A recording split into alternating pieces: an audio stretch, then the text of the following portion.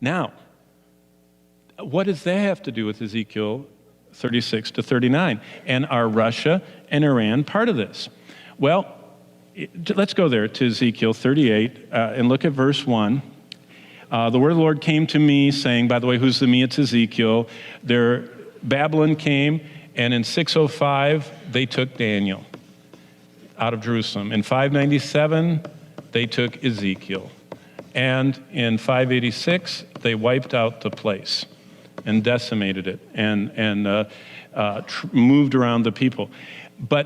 So Ezekiel is writing in sometime around the 6th century BC. Only reason I told you that is to give you a little number. Hesiod, who was 200 years before Ezekiel, said that the Magogians were the Scythians. Herodotus, who is 100 years after Ezekiel, said that the Scythians were the Magogites. Philo, Josephus.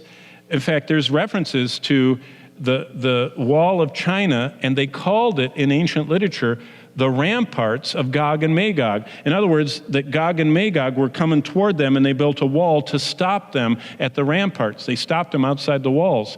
So whoever is outside of China is this Magog people. And by the way, the killer is if you go to the Kremlin today, I wouldn't suggest it. Today is not a happy day for us to go there because they're not happy with us.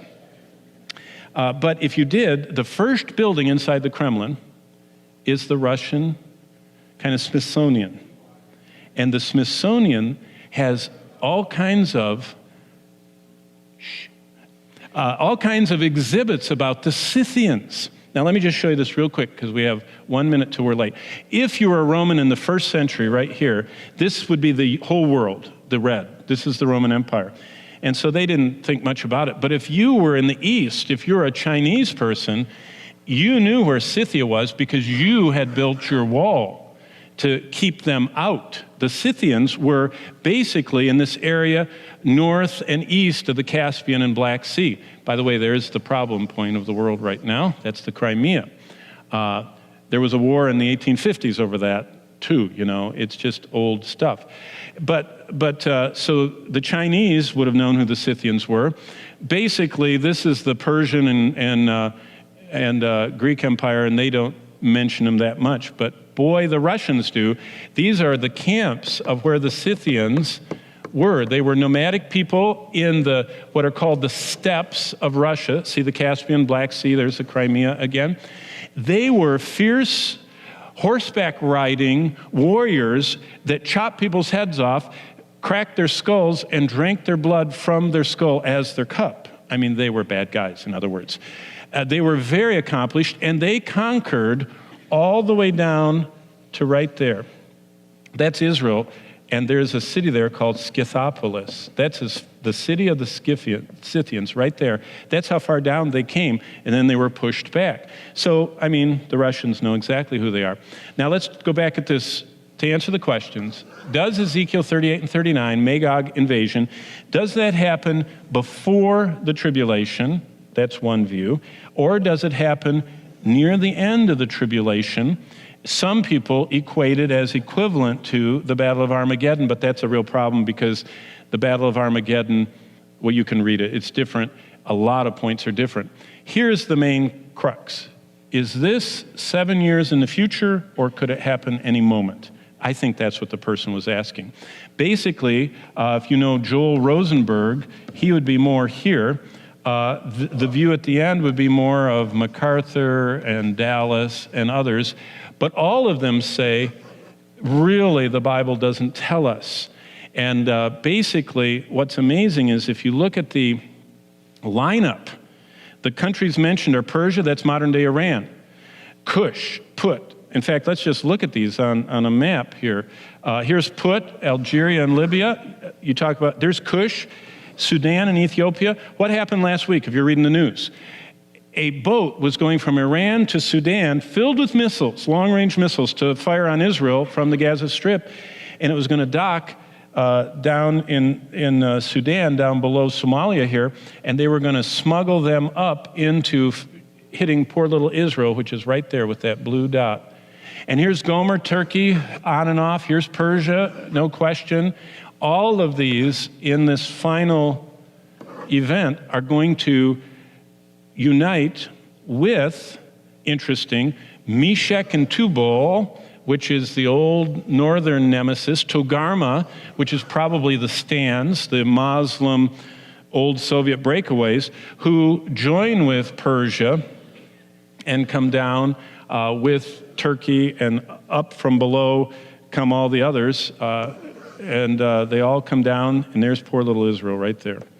And so basically that's why they asked the question, and I would say I don't know. So, okay. Let's begin this evening looking at the question that I was just finishing up last week. What is Daniel 9 talking about? And it's talking about the most amazing prophetic chapter in the whole Bible. And the only thing I want to remind you of before we dig into Ezekiel is this, that God wants us to know about the future. Think about it, that it's not Hal Lindsey that thought all this up. It's not John Walvert of Dallas Seminary that thought all this up. It's not even J.N. Darby of the Plymouth Brethren that thought all this up. God is the one who in the book of Isaiah said, "Test me to know that I am the Lord. Do you know the things that are going to happen in the future? Because only I do, saith the Lord." And so what we see is prophecy was built by God for the purpose of helping us know the future. And so it's not like it's the fringe of Christendom that's into this. God is into it. And he's devoted, as we saw last week, a fourth of his book into things to come. And so real quickly, what we saw in Daniel 9, the most amazing prophetic chapter in the Bible is this. There's so many pieces. Those 4 verses, 24, 25, and 26, and 27, basically tell us the scope of history, then specifically the 483 years, the church age, we would call it, it's just an interval, and then the last 7 years. The scope is, God says he's determined that there are 490 years of history that revolve around the Jewish people. Remember, in God's map, Jerusalem's in the center, his people. His chosen people of promise. And it surrounds the Jews in Jerusalem. It lasts 483 years. You say, how do you get 483 years? Well, it says, there shall be 7 weeks and 62 weeks. 7 plus 62 makes 69 weeks. And if you look, 69 times 7 weeks of years. And by the way, if you want to track this down, you'll find that this word that's used here is used in other parts of the Old Testament for kind of like we would use dozens, and it uses sevens. But that's where we come with the 483 years. And the third part is, notice the wording, after 62 weeks, Messiah shall be cut off. So we know that's the crucifixion. The crucifixion takes place after this time period. But this time period, if you look here, there are 69 weeks that are talked about that are from the command to restore and rebuild Jerusalem until actually God's counter ended on Palm Sunday. Palm Sunday is a bigger deal. It's the triumphal entry of Christ. Some people wonder if it's really on Sunday, but it doesn't matter. What we call Palm Sunday is very big in God's calendar. It's the end of this period of his plans for Israel. And it ended when they, as it were, rejected Jesus as their king. They rejected him. And so following that, the time clock stopped, but Christ was crucified and Jerusalem was destroyed. And there's an indeterminate amount of time. It's called an interval. It's just, God says, 69 weeks, 1 week. And that's what makes 70.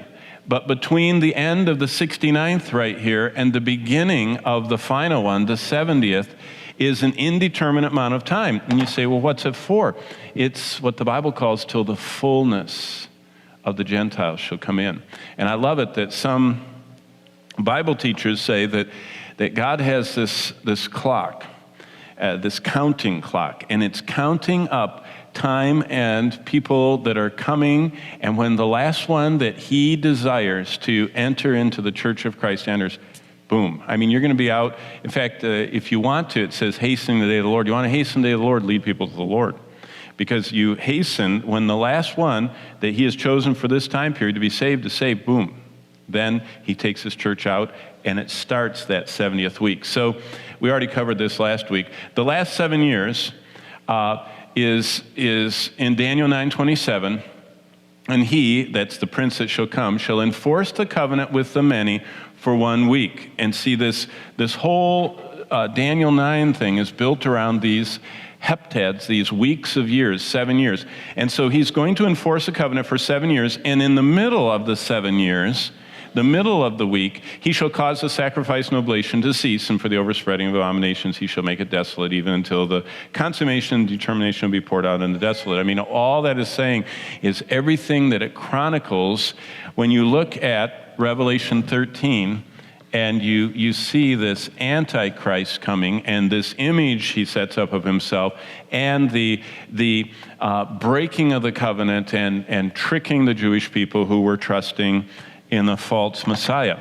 And I'm looking forward in a couple of weeks when we get on Sunday morning to the first seal of Revelation 6.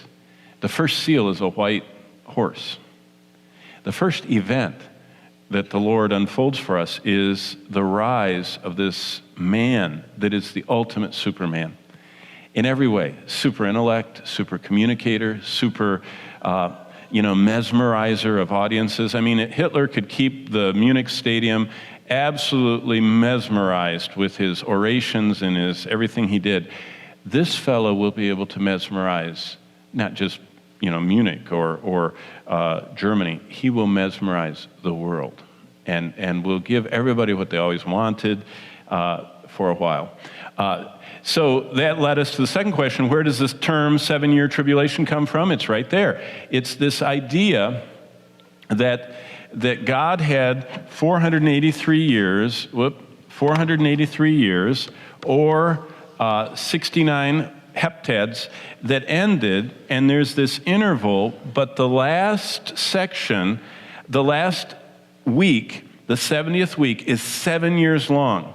And this 70th week period is called the tribulation, or as it says in chapter 6 on, at the end of 6, the great tribulation. Now, this is something that we're going to cover tonight. There is a prophesied 2-chapter event in Ezekiel that describes the Magog invasion of Israel. You notice this and this and this? It's not clear in the Bible when it takes place.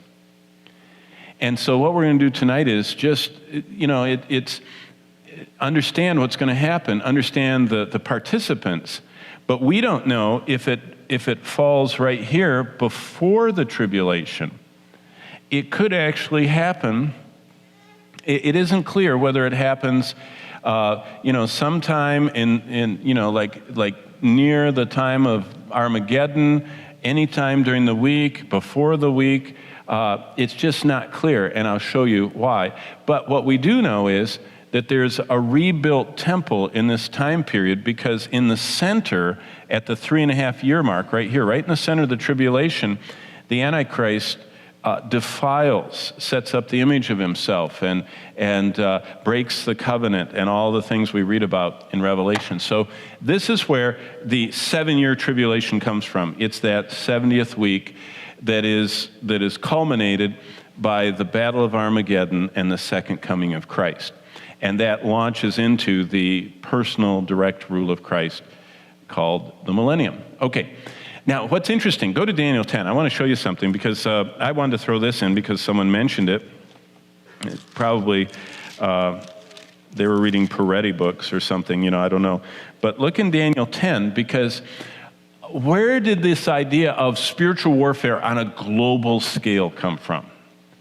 And sometimes we in our reading this, we don't really notice some of the things that it's talking about. First of all, in Daniel 10, if you read the whole chapter, you see that Daniel is fasting for 3 weeks. Now, that immediately when Jesus' disciples confronted a very powerful demon situation, Jesus said to them, "This kind cometh not but by" what? Yeah. "This kind cometh not but by," remember, God always puts this word first, "and fasting." Prayer in God's book is always first. But we will give ourselves to prayer in the ministry of the word. "This kind cometh not but by prayer and by fasting." And so prayer is a reference to our seeking God. Fasting is us denying ourselves, our flesh. The idea of that I am so weak, I need to seek God's strength. And my flesh is so strong, I need to deny it. So first I start seeking the Lord, and then I start, denying the enemy within, the traitor, my flesh. So Daniel is already seeking the Lord, and he goes into this 3-week fast, and the Lord dispatches a messenger to him, but for the whole fasting period, the prince of the kingdom of Persia. Now, what's so interesting? Movie makers read the Bible. I mean, that was a movie a while back, The Prince of Persia. And I thought, do they know what they're talking about? Because there is a demon that is behind this moment, what the Persians are doing in their hatred of Israel. And it is so interesting to think about the dark side, what we don't even realize so much of it's not just nation states buying, hypersonic missiles and Israel intercepting them and blowing them up last week. There's so much more going on the spiritual realm. That God, interestingly enough, in this chapter is one of the only places in the Bible, other than Job 1 and 2 that we've already looked at, pulls back for a moment the curtain, because he wants us to know that there is so much going on, that this is why the Bible says God is watching over his word to perform it. Because Satan doesn't understand the Bible and doesn't know what God is doing, but he's going to try and stop it at every hand. And so there is this higher level of warfare. And so this prince of the kingdom of Persia, this order of demon creatures, remember Paul describes 7 orders of demons, principalities and powers, and he goes through all these spiritual wickedness in high places when he's talking about it. And if you add them up with the ones that are in the Old Testament, it appears that there are 7 orders of demons that reflect the 7 orders, cherubim and seraphim and the archangel, Lucifer that was the anointed cherub. 4 right off, top, plus normal angels. So, but until Michael, and Michael is the one that seems to always be the defender of God's chosen people of promise, the Jews. So Michael comes in, and this messenger that's on his way to Daniel is hindered by this being. So Michael comes and assists this angel to get to Daniel. And after that messenger gets to Daniel, this angel, and gives him chapter 11 and 12, he will have to deal with, and here's another one, appears to be one of these hierarchy of demons that is influencing the nation of Greece. So all that to say, in a little while when we're looking at the maps, we think of armies and soldiers and political leaders, and God sees overlaid over all that. Satan is just like in Job. Satan incited the Sabaeans to go and attack Job's flocks. Satan incited, and if you read, Satan can actually incite people groups to terrorize and kill and fight and war. He can drive them, just like the demon of Gadara, the demonized man. So this is very interesting, but I just wanted you to see where that comes from. Now, let's go to Ezekiel 36, and that's really where we were headed tonight.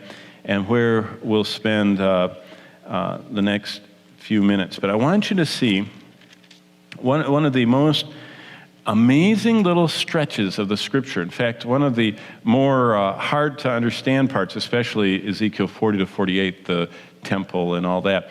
But the question was, what is Ezekiel 36 through 39 describing? And actually what they wanted was the chapter 38 and 39. But since they asked about 36, I thought we'd get a running start.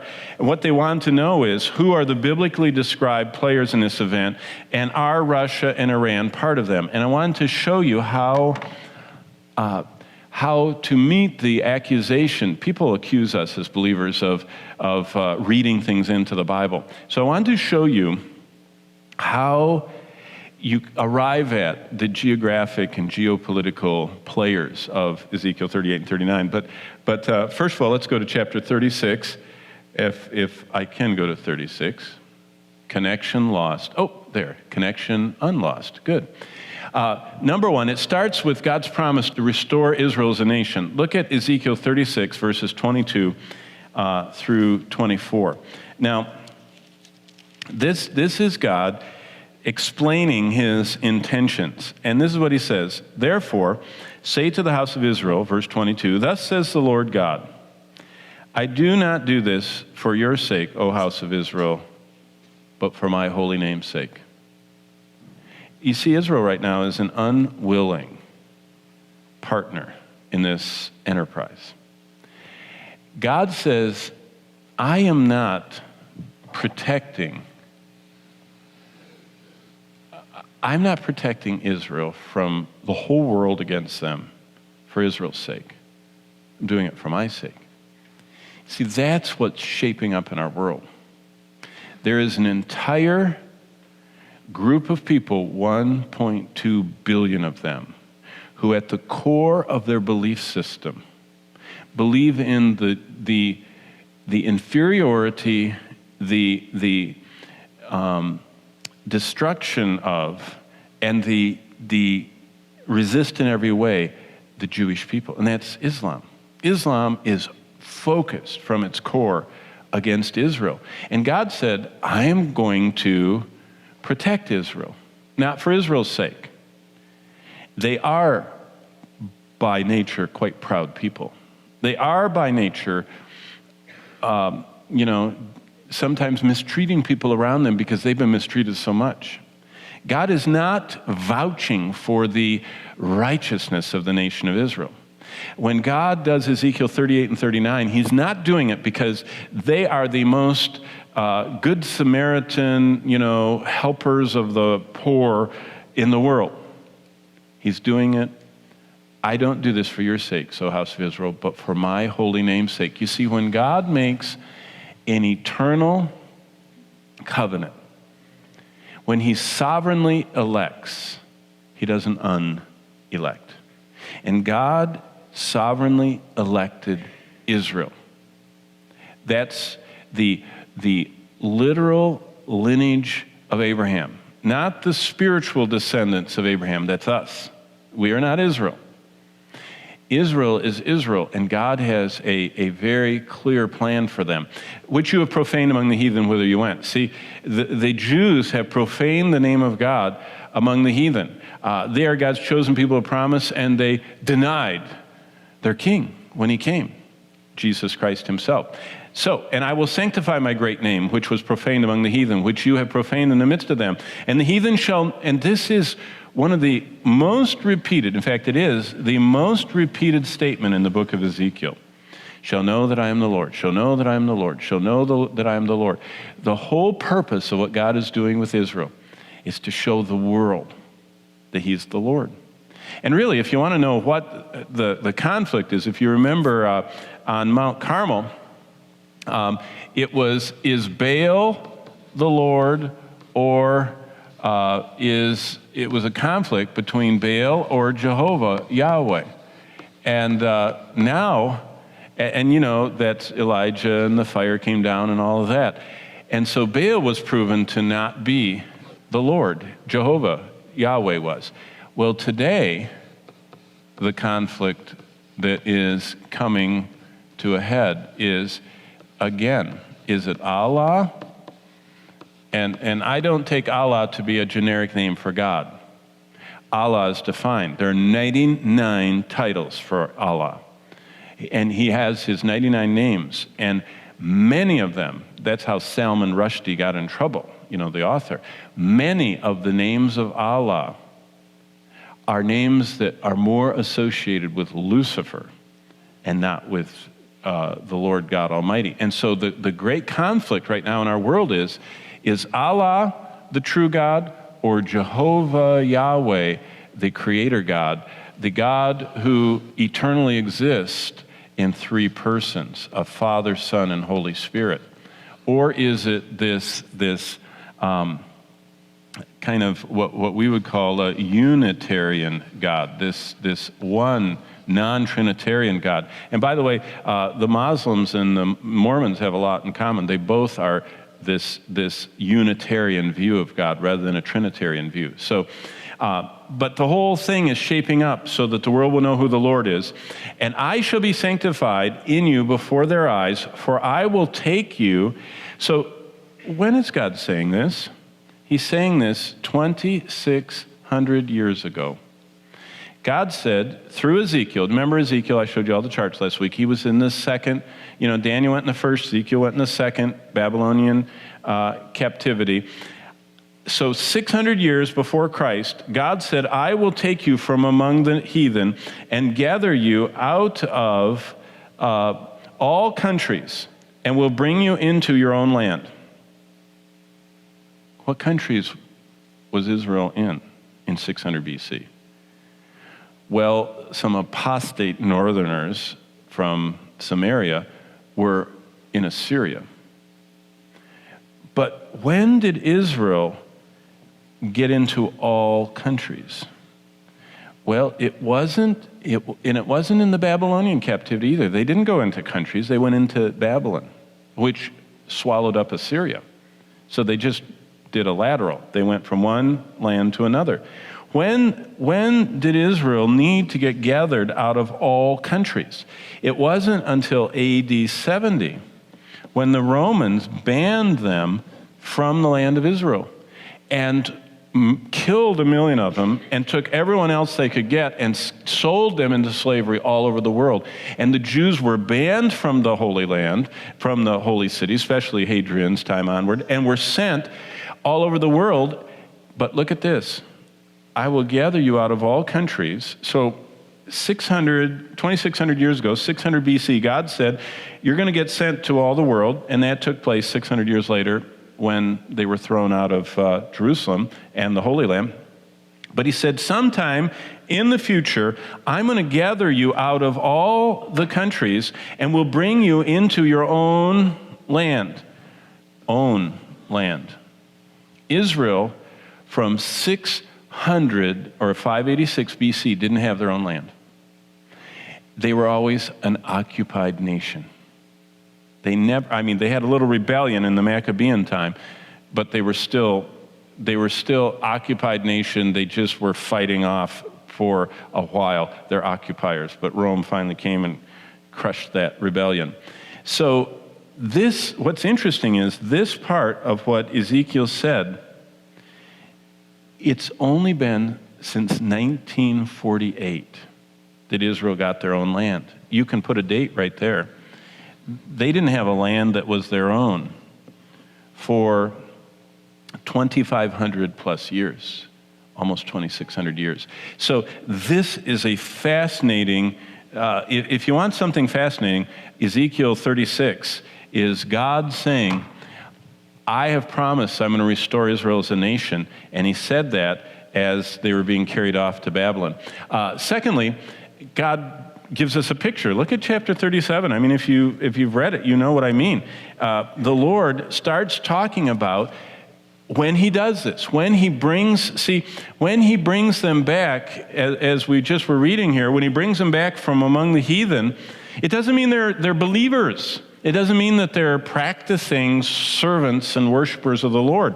And so chapter 37 shows them, in God's sight, they were like bones that were all put back. It's like a big graveyard, and he takes the bones and builds a body out of it, but it's still dead. It's just in the shape of a body. Spiritually, there's no life. And so the restoration of Israel, they were brought back to life in the flesh. They became a real living nation, but they don't have the Spirit of God within them. They are trusting in their armaments and their expertise and their patents and their Nobel Prizes and their great riches. But what the Lord is doing is, Isaiah talked about too, the Lord shall set his hand again the second time to recover the remnant of his people. God always is looking for this remnant. And tonight, nobody asked me about that, but the remnant is what you see in Zechariah 12 through 14, as God saves what Paul talks about in Romans 9 through 11. God saves all of Israel. All? What is all to God? All of the remnant, all of those who put their faith in Christ, all of those who look up and mourn for the one that they pierced. And so what's interesting is the spiritual element is just starting to dawn.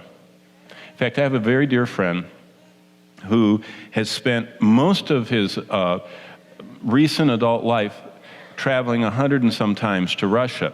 And as you know, Russia has disgorged itself of many Jews, and so that more than half of the population of Israel today is from Russia. Most people don't even realize that.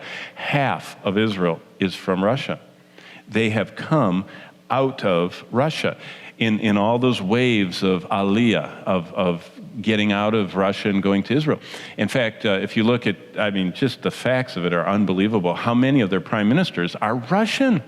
The only reason in 1948 that Russia voted at the UN for Israel, they thought it was going to be a communist place because they had these collective farms and they were living on kibbutz. They all were from Russia anyway. They were going to come back to Mother Russia, so Russia just voted for them and didn't realize that they were helping God's plan to take place. But what has happened so far is just the unbelieving return, and that was been fulfilled in the first half of the 19th century, 1948 in particular.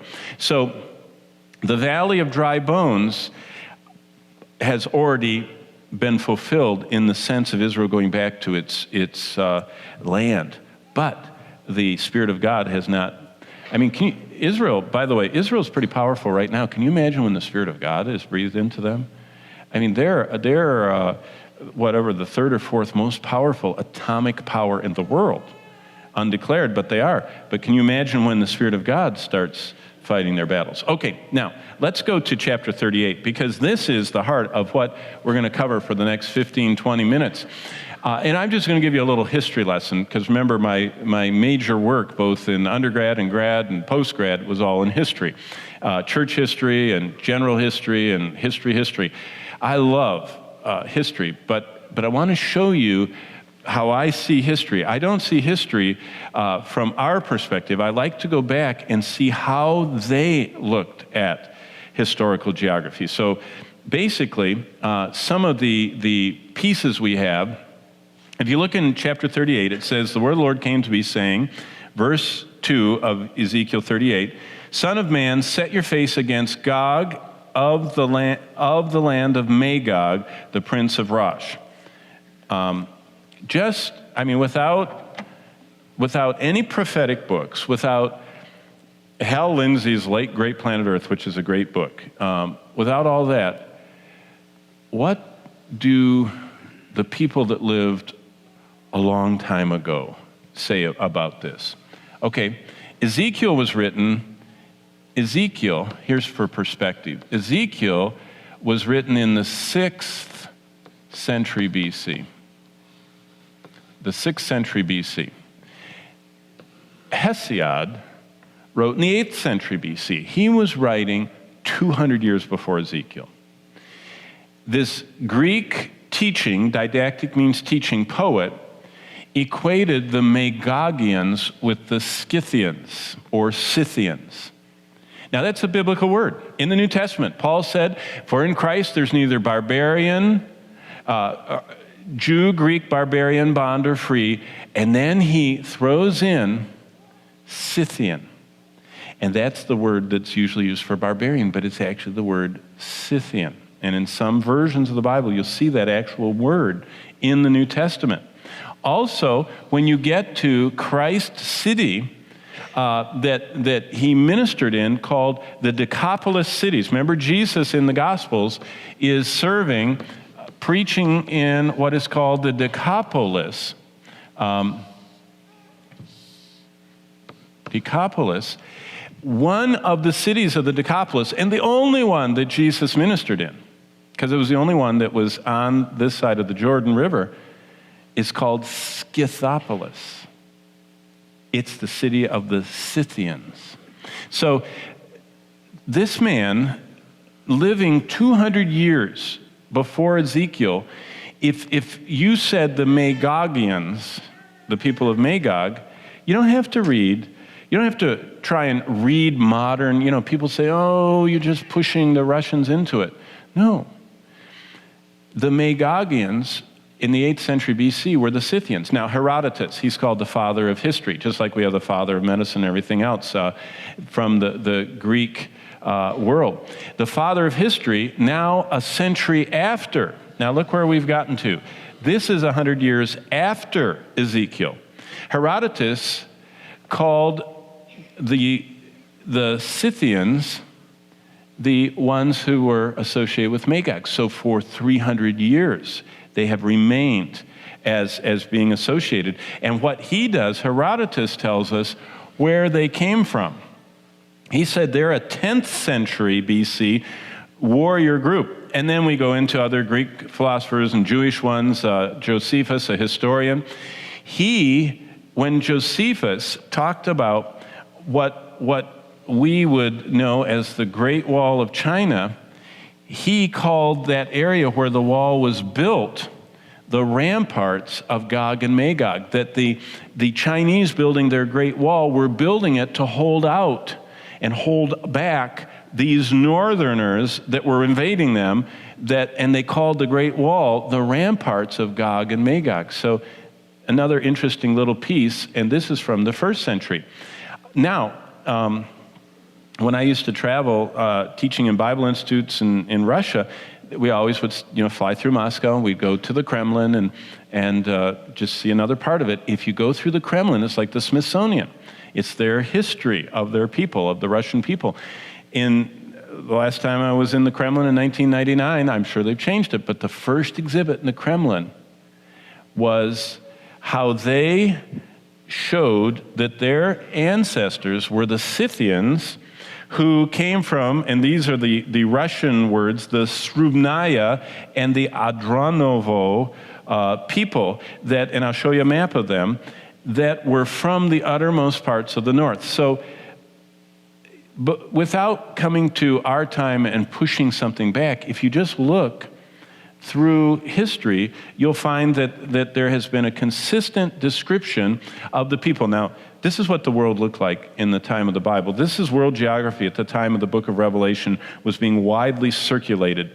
In fact, this is the view we as Westerners have of the world. This was the center of the world in the Bible times. Of course, Rome dominated things. Right here, you all know that's the Holy Land right there. And you can recognize Egypt down here. So where were these Scythians from? They were from this part of the world, right up here. The Scythians, and that way, going to the far north. But they were known as the people these are the Caucasus Mountains. And it's kind of like a little divider here on this between the Caspian and the Black Sea. The Caucasus Mountains were kind of like a divider, and the Scythians were on one side, and the Roman Empire was on the other side. Now here, this divider is Parthia. Parthia, think of the Parthians, you can think of the Iranians, you can think of the Kurds, you can think of the Medes. That whole area was never conquered by the Rome. It was fought over and a lot of give and take, but the Parthian region was always kind of beyond the scope of the full control of the Roman Empire. So this is what the world looked like from the Westerner's view. And for just a minute, look in your Bible. So this would have been the map if you'd have gone to school with the Apostle John. You know, it's a little after him. It's Trajan's time, but it's very similar. So look down at Ezekiel 38, and I want to show you something. It says, verse 5, from Persia, from Cush, or Ethiopia, and from Libya, or if you have a version of the Bible, it could say Put. You see that in verse 5? If you see those words like Persia, Ethiopia, or Cush, and Libya, or Put, say yes. You have those? Okay. Now, if you're going to school, back then, this is Libya, this region up here on the north part of Africa, along the shore. Actually, it would encompass what we would call Libya and Algeria and even Tunisia. It was that north shore. Cush was the region that was south of Egypt. Here's where Egypt ended. Down here was Cush. In fact, you remember Moses had a what wife? Cushite wife. She was not Egyptian. She was from south of Egypt, which is called Cush. Do you know what's down there now?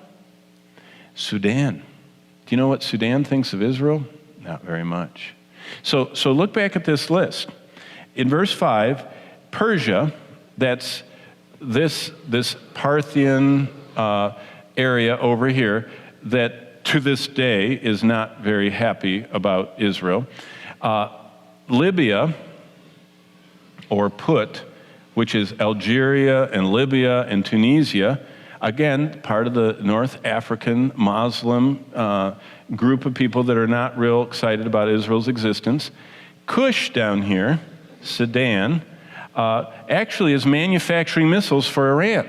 So you can tell where their loyalties are. And then it starts naming off in up here in verse 2, set your face against Gog and Magog, and the princes of Rosh and Meshech and Tubal. Basically, it's talking about this whole region here, which would be modern-day Turkey, and the people from beyond the Caucasus, which are these Scythians.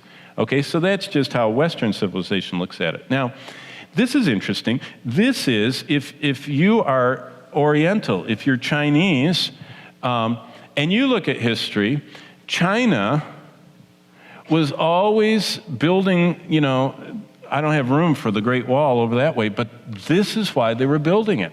There were these people that were such skilled riders that they could ride at a full gallop with no saddle, holding onto the horse, and they could turn around in their horse at a full gallop, and they could shoot their bow and arrow at the people behind them. They were the most feared fighters of the ancient world and they had these secret, nobody knew how they got them, silk vests.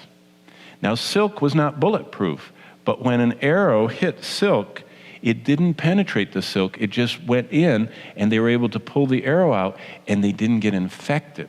They only got injured. And those silk shirts which they had learned how to, in the Chinese guarded the silk secret for centuries.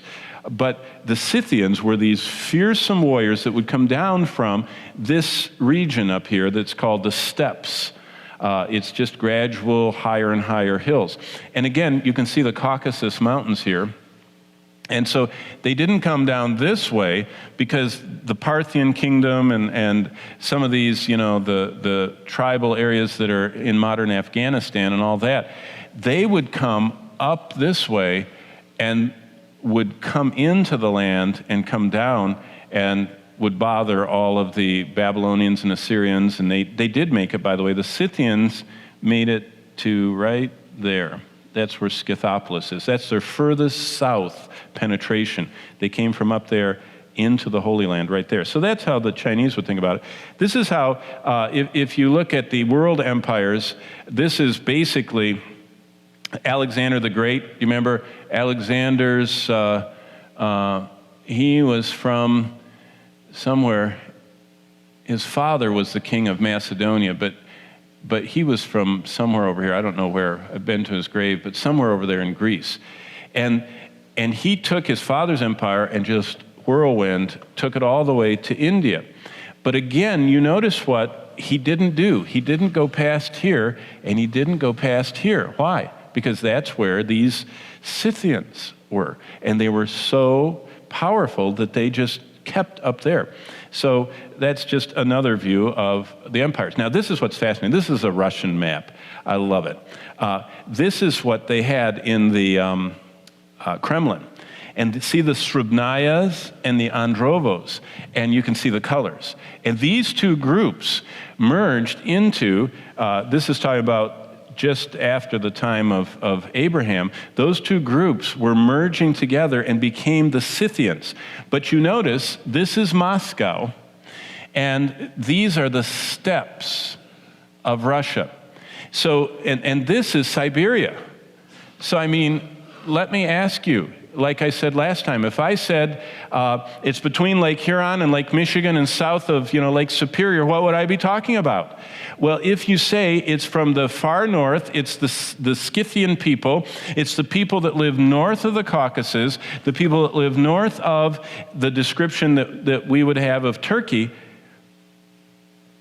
without any prophetic writer, you can figure out who they're talking about. They're talking about these people from the far north that were such fearsome fighters who became today known as the Russians.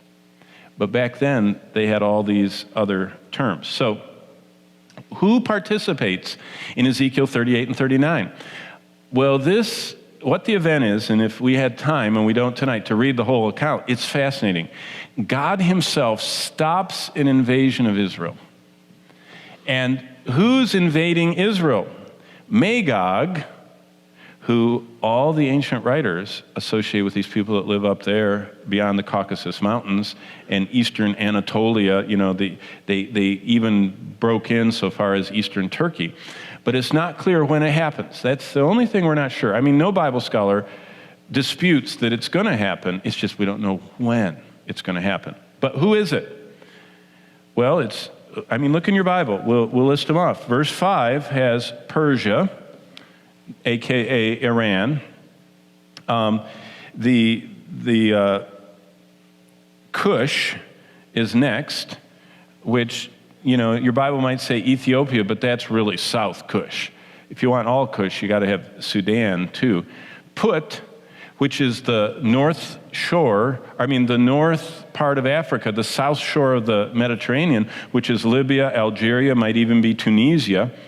Gomer, which is another term for Turkey. And then Togarmah, which could easily be all of these, what we call the stands, the Tajikistan and Kazakhstan and all the stands, which are basically Muslim today, and then Meshech and Tubal, which are the ancient Scythians and modern Russians. So who participates? Wow. Right now, every day, if you follow Google, they are threatening to destroy Israel.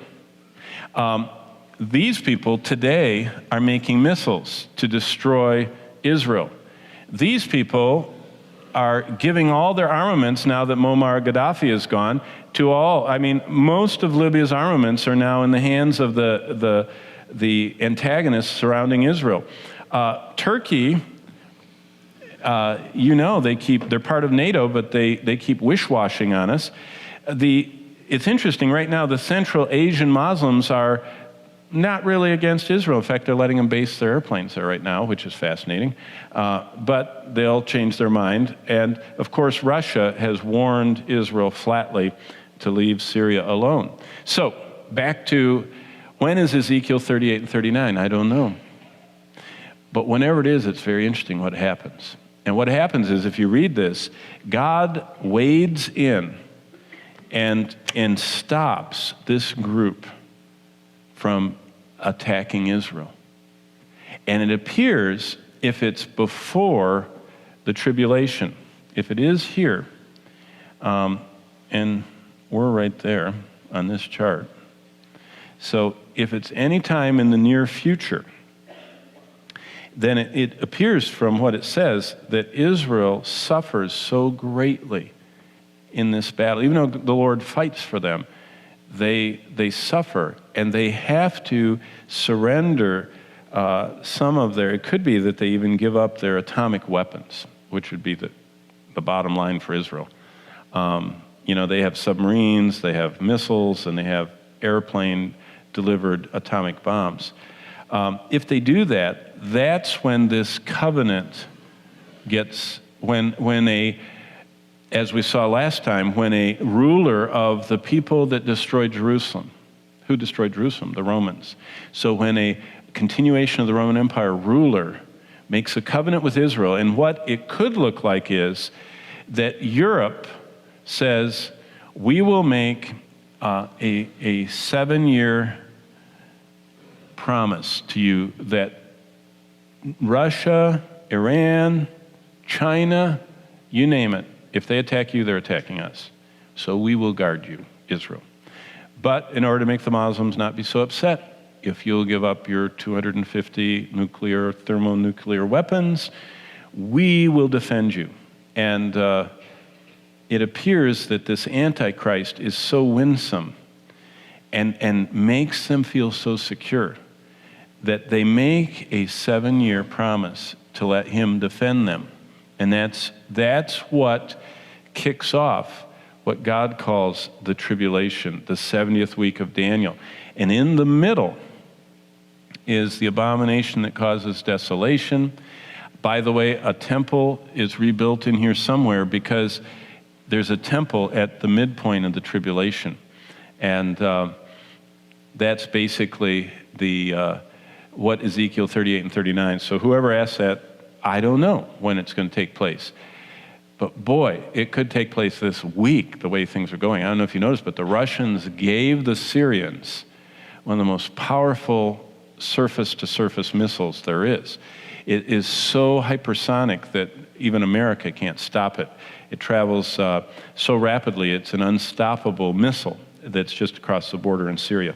Okay, if you look back at Ezekiel 38:6, just one last little clue here, what we're talking about. 38:6, it says that they are from the far north. So what I've shown you is, right here is the Holy Land. And so this is north, and this is north, and this is north, and this is north, and this is further north, and this is further north, and this is really far north. You understand, if your orientation is Israel, then all of this coming group is from the north. Even these, what we would call the stands that are right across here, those with Russia are all what would be in verse, now look at verse 15. I mean, it's just repeated over and over again. Ezekiel 38:15. Then you will come from your place out of the far north, you and many people with you. And then it says the same thing at the beginning of chapter 39, verse 2. I will turn you around. And by the way, this is what is fascinating. This is God's intervention. Chapter 39, verse 1. And you, son of man, prophesy against Gog. By the way, Gog is kind of like Pharaoh. It's not really a name, it's a title. It's this high-up person like a Pharaoh. And say, thus says the Lord God, behold, I'm against you, O Gog, the prince of Rosh, Meshech, and Tubal, and I will turn you around and lead you on, bringing you up from the far north, and bring you against the mountains of Israel. Now, it's interesting, there's a variant here. If you have a King James, it says, the sixth part of you. And that textual variant is very interesting. It could mean, and this is what is fascinating, that whatever army comes from the north from the north, let's say that an army of 60,000 comes down. Let's say that they get a Iranian, independent states of across here, these Muslim states, and some Russian troops and some Turkish troops and all the rest of them. Let's say that 60,000 of them come. The variant in that second verse that says in the King James, the sixth part, actually what it means is that 5/6 don't return. So it would be if an army of 60,000 came, only 10,000 would survive the attack on Israel. And so in the Old King James, it's very interesting that whatever happens, whatever the Lord does is significant, and it defeats them. And then if you read verse 3, he knocks the bow out of their hand. They fall on the mountains of Israel. And then he starts talking about what he sends, the pestilence and everything that comes upon them. And then what's fascinating is, if you look in verse 9, and this is just what's very interesting in our terms, those who dwell in the cities of Israel go out and set on fire and burn the weapons, both the shields and the bucklers, the bows and the arrows, the javelins and the spears, and they will make fires with them for 7 years. And they will not take wood from the field nor cut down any from the forest, because they will make fires with the weapons that they will plunder those who plundered them and pillage those who pillaged them, says the Lord. That is really interesting. What weaponry could come from the north that would burn for 7 years? And it's interesting to think about. I mean, even Hal Lindsey brought that up, that the half-life of radioactive material is 7 years, and it's very possible they just pull all the warheads out because the Lord actually sends pestilence and kills all of these soldiers. One last thing that's just fascinating too. Look at verse 11. It will come to pass in that day that I will give Gog a burial place in Israel, and the valley, and those who pass by east of the sea will obstruct travelers, because they will bury Gog and his multitude, and they will call it the valley of Haman Gog. And for 7 months the house of Israel will be burying them in order to cleanse the land. And then it talks about there's going to be these people that are going to go out and set up markers. Look at verse 14. And they will set apart men regularly employed with help of a search party to pass through the land and bury those bodies remaining on the ground in order to cleanse it. And they will set a marker by it and haul it off to that spot. And if we get back to a little enlarged map of Israel here, what it's talking about is, it says east of the sea. This is the Dead Sea right here. You can't see it. It's really small. But they want them buried east of the Dead Sea because the people of Israel live here. What would you call that? You call that isolation. You would say that the bodies are contaminated. This is exactly, if there was any kind of weapons of mass destruction event, the cleanup of it from the mountains of Israel would be taken over into that desert area. They wouldn't want it near the populace.